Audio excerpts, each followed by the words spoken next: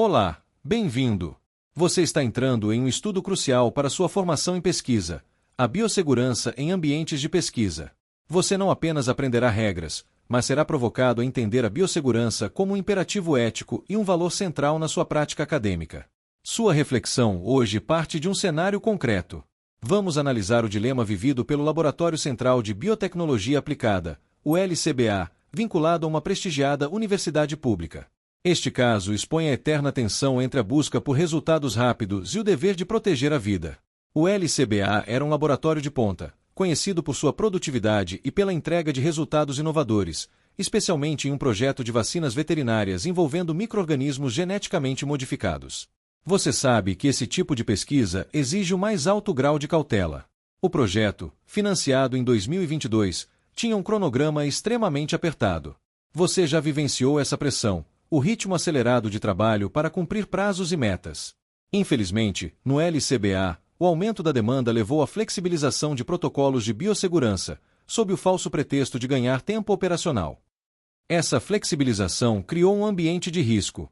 Em um dia, uma técnica recém-contratada sofreu um acidente. Você consegue imaginar o momento? Ela perfurou a luva ao manusear um instrumento contaminado. O que deveria ser um procedimento de rotina, virou um incidente perigoso. E aqui reside o primeiro erro ético grave. O acidente não foi registrado no livro de incidentes. O supervisor, você percebe, minimizou o ocorrido, considerando o ferimento como insignificante. Essa atitude, você deve notar, é uma violação direta da NR32 e das boas práticas laboratoriais. Dias depois, a técnica apresentou sintomas de febre e infecção cutânea, forçando uma investigação interna.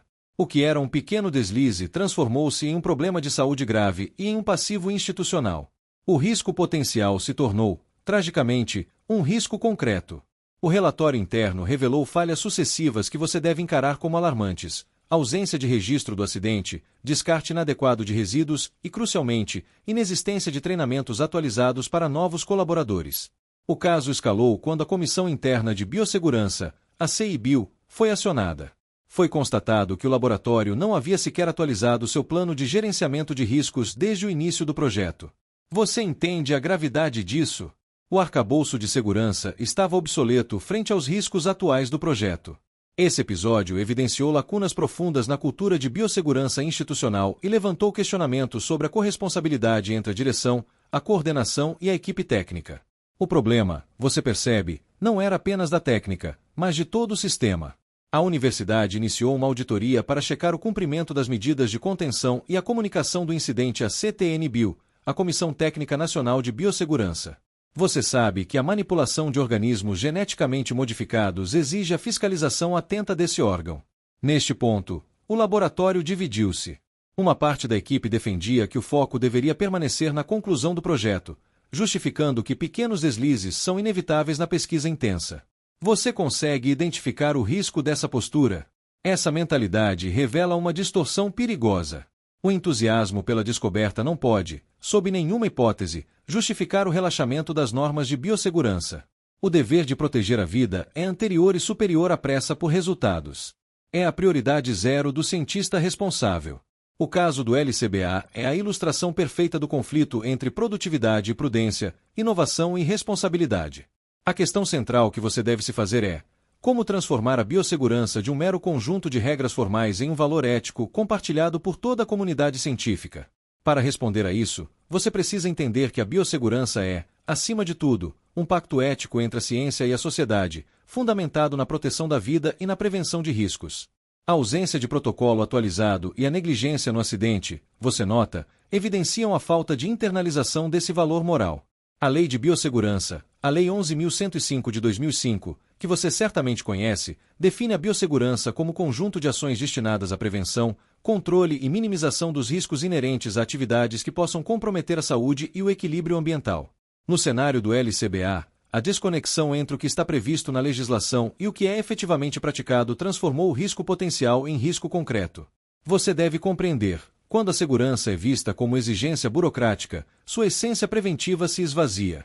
O conceito de biossegurança se apoia em 3 pilares: precaução, prevenção e responsabilidade. Você, como pesquisador, deve tê-los como guias. No LCBA, o caso ilustra a ruptura desses três princípios. O princípio da precaução é o mais desafiador. Ele implica agir antes que o dano ocorra, mesmo diante da incerteza. A incerteza, você deve lembrar, não elimina o dever moral de proteger. No LCBA, a omissão em registrar o incidente é uma falha na precaução. Você viu o supervisor suprimir a prudência, agindo em sentido contrário ao que a bioética sugere como a virtude da prevenção moral, o compromisso ético de agir em favor da vida, mesmo na dúvida. O princípio da prevenção exige planejamento, capacitação e vigilância constantes, com base em evidências. A ausência de atualização do plano de gerenciamento de riscos e a falta de reciclagem de treinamentos no LCBA configuram falhas estruturais que poderiam, e deveriam, ter sido evitadas. Você deve encarar a prevenção como elo entre o conhecimento técnico e o cuidado ético. Uma cultura institucional que prioriza a produtividade em detrimento da prevenção mina silenciosamente a integridade científica e humana, transformando laboratórios em espaços vulneráveis. Por fim, o princípio da responsabilidade conecta a biossegurança à dimensão moral da sua ciência. Ser responsável é compreender que cada ação, ou omissão, tem impacto sobre a vida de outros. A omissão do supervisor foi um ato de negligência ética, pois negou o dever de proteger a colaboradora. A responsabilidade, você deve internalizar, não é transferível. Ela exige consciência, compromisso e ação. Você é o agente de mudança na sua equipe e tem o dever de se manifestar ao identificar a pressa se sobrepondo à prudência. O caso do LCBA é um alerta para a necessidade de consolidar uma verdadeira cultura de biossegurança. Essa cultura transcende as normas e se constrói no cotidiano, nas atitudes e nos valores compartilhados por todos. A diferença crucial, você nota, está entre cumprir normas e viver a biossegurança. No LCBA, a segurança era tratada como uma exigência formal, mas não como um valor ético internalizado, e essa diferença foi o catalisador do acidente. A cultura de biossegurança nasce da corresponsabilidade. Você não pode delegar a segurança apenas ao coordenador ou ao técnico.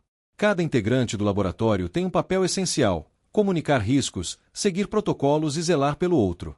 Você viu que no LCBA, a omissão do supervisor e o silêncio da equipe revelam um ambiente hierarquizado. A falta de comunicação, você deve ter em mente, é uma das falhas mais graves, pois impede que os riscos sejam prevenidos a tempo. A Organização Mundial da Saúde enfatiza a importância da transparência na comunicação de risco. Você, como gestor de pesquisa, precisa garantir que essa comunicação seja contínua, bidirecional e que gere confiança, não medo. O papel das lideranças éticas é decisivo. No LCBA, o supervisor, ao tratar o acidente como irrelevante, ensinou, implicitamente, que a biossegurança é secundária. Você, como líder, deve ser o espelho da prudência e do cuidado.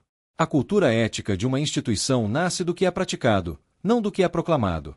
Omissão e silêncio institucional são formas graves de negligência, e você tem a responsabilidade de combatê-las com a coerência entre o discurso e a prática. Para que seja sólida, a cultura de biossegurança deve integrar três dimensões, você lembra: a técnica, que abrange normas e equipamentos; a ética, com princípios de precaução e responsabilidade; e a relacional, que é o diálogo e a confiança. Você deve, portanto, investir na formação contínua, na gestão participativa e na valorização da segurança como pilar institucional. A biossegurança não é apenas um custo ou um obstáculo, mas a própria condição para um progresso científico legítimo, humano e sustentável. A pressa pela produtividade, a falta de diálogo e o esquecimento do cuidado revelaram no LCBA um risco maior que qualquer micro-organismo, o da indiferença ética. Você tem o poder de transformar essa realidade. O compromisso com a biossegurança é um pacto ético. Ele assegura que o seu avanço tecnológico seja acompanhado por justiça, prudência e cuidado, servindo a vida com integridade. Você é o próximo agente dessa mudança. Bons estudos e até mais!